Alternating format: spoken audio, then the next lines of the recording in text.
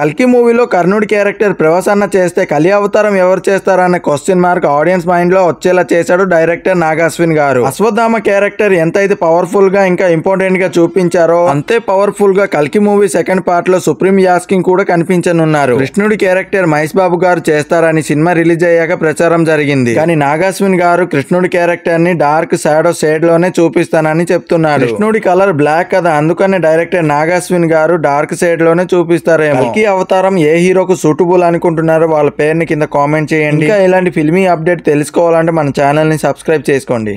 రామ్ చరణ్ ఇంకా మహేష్ బాబు గారు చేసిన పనికి బాలీవుడ్ లో ఉన్న ప్రతి ఒక్క యాక్టర్ అయితే అంబానీ గారి పెళ్లిలో తల దించుకున్నారు భయ్య. దాదాపు 5,000 కోట్లని ఖర్చు పెట్టి ఆనంద్ అంబానీ గారి పెళ్లి చేస్తున్నారు. దేశ విదేశాల నుంచి వస్తున్న సెలబ్రిటీల కోసం అంబానీ గారు బాలీవుడ్ ని మొత్తం కొనేశారు. అంబానీ వెడ్డింగ్ కు వస్తున్న ప్రతి ఒక్కరు 20-30 కోట్లు తీసుకుంటున్నారు. కానీ రామ్ చరణ్ మహేష్ బాబు గారు ఒక్క రూపాయి కూడా తీసుకోకుండా రిటర్న్ గిఫ్ట్ కోట్లలో ఇచ్చారు. రామ్ చరణ్ గారు 20 కోట్ల ఖరీదైన డైమండ్ రింగ్ ని అంబానీ గారికి గిఫ్ట్ గా ఇచ్చారు. మహేష్ బాబు గారు 10 కోట్ల విలువ జ్యువెలరీని గిఫ్ట్ గా ఇచ్చారు. కానీ ఇలా జియో రీఛార్జ్ ప్లాన్ పెంచే వాళ్ళని ఇవ్వకుండా లాక్కోవడమే నాకు బెటర్ గా అనిపించింది. మీ ఒపీనియన్ ఏమిటో కింద కామెంట్ చేయండి.